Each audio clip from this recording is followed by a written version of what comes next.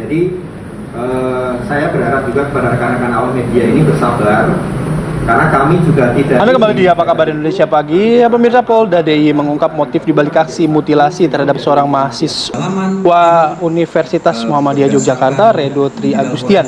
Korban tewas usai melakukan kegiatan menyimpang dengan kedua pelaku melalui aktivitas kekerasan.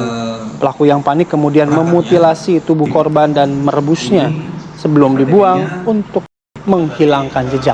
Kasus mutilasi yang menggegerkan warga Sleman, Yogyakarta akhirnya terungkap. Korban Redo Tri Agustian tewas usai melakukan kegiatan menyimpang dengan kedua pelaku W dan juga RD di tempat kos pelaku di wilayah Triharjo, Sleman. Karena panik, kedua pelaku kemudian memutilasi korban menjadi beberapa bagian dan potongan tubuh korban kemudian dibuang ke sejumlah tempat. Kita akan mendengarkan pernyataan dari Kombes Pol FX Endriadi berikut ini. Digital forensik. Karena mereka ini tergabung dalam sebuah komunitas yang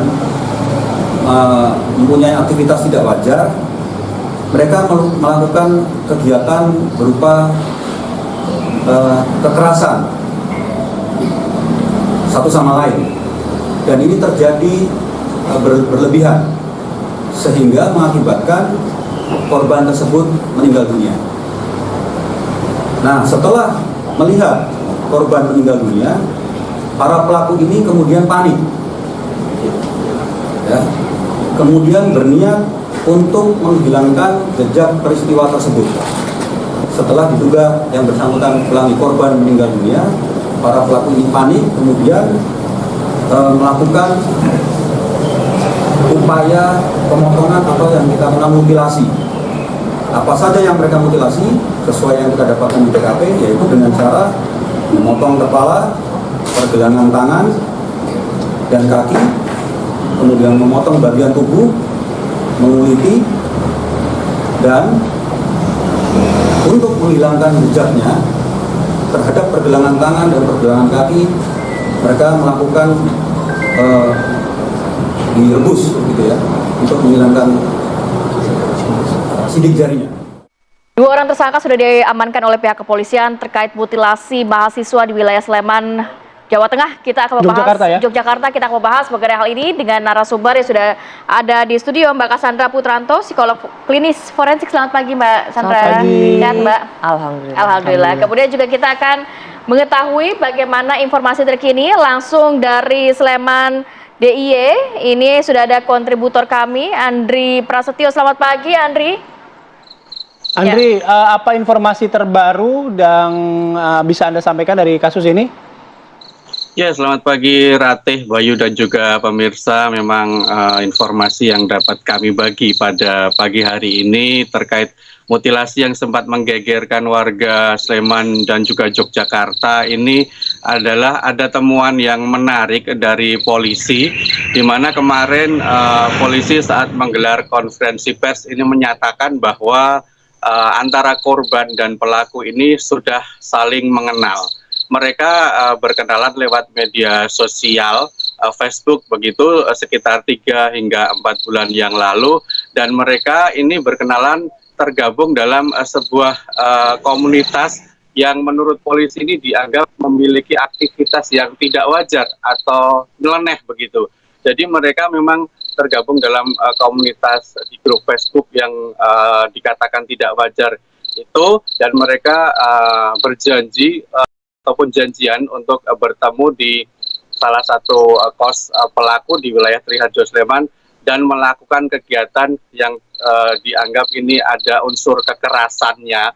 Kegiatan kekerasan ini yang berujung korban ini hingga meninggal dunia. Akan tetapi memang polisi tidak membeberkan secara lebih detail apa komunitas yang dimaksud dan juga kekerasan yang dimaksud, karena memang ini terbilang sensitif begitu, sehingga tidak dijelaskan secara lebih rinci.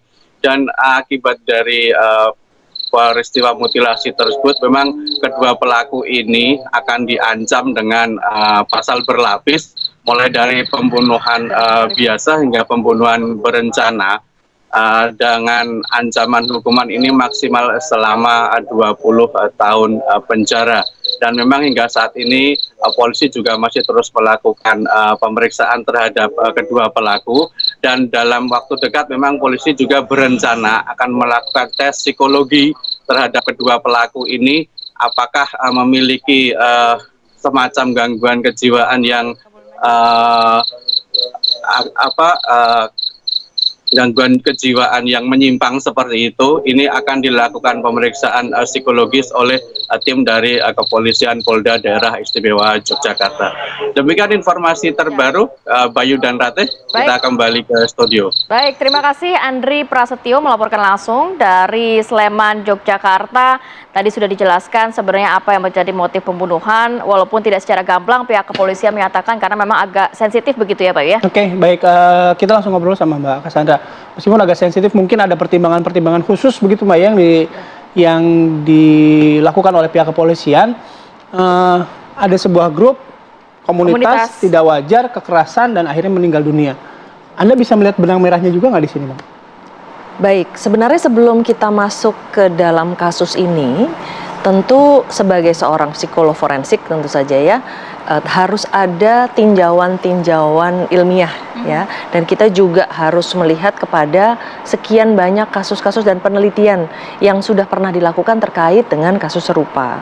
Nah, pada dasarnya bahwa setiap ketika ada terjadi kasus kriminal yang apalagi yang berakibat dengan tewasnya seseorang, tentu harus ada proses pemeriksaan nih, baik terhadap mendiang korban dan pelaku tentu saja. Kalau mendiang korban ini kan berupa otopsi psikologis, tetapi ketika sudah diketahui pelakunya begitu ya, jadi kita bisa langsung melakukan pemeriksaan psikologis forensik terhadap kedua tersangka ini gitu. Nah, lalu kemudian tentu juga harus diperbandingkan apa yang kemudian memang menjadi motif, lalu kemudian proses terjadinya psikodinamika dari kasus ini sebenarnya harus bisa dijelaskan.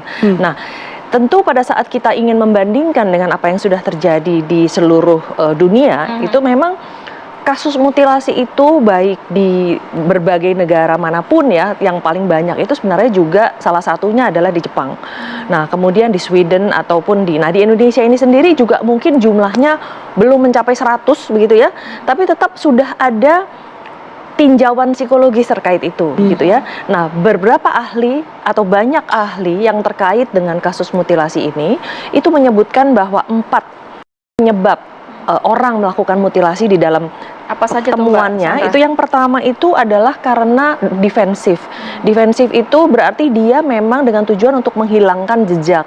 Jadi dia membunuh lalu kemudian dia ingin menghilangkan jejaknya. Jadi ingin meminimalkan dan mereduksi mereduksi kesalahan dia begitu ya. Kemudian yang kedua adalah karena agresivitas. Jadi pada saat dia berada dalam sebuah situasi kemudian dia tidak bisa mengendalikan emosinya, terjadilah pembunuhan lalu kemudian diakhiri dengan mutilasi tersebut. Berarti defensif, agresivitas. Yang dua lagi boleh nanti Mbak Cassandra, kita harus jeda dulu ya. Maaf, kami akan kembali sesaat lagi.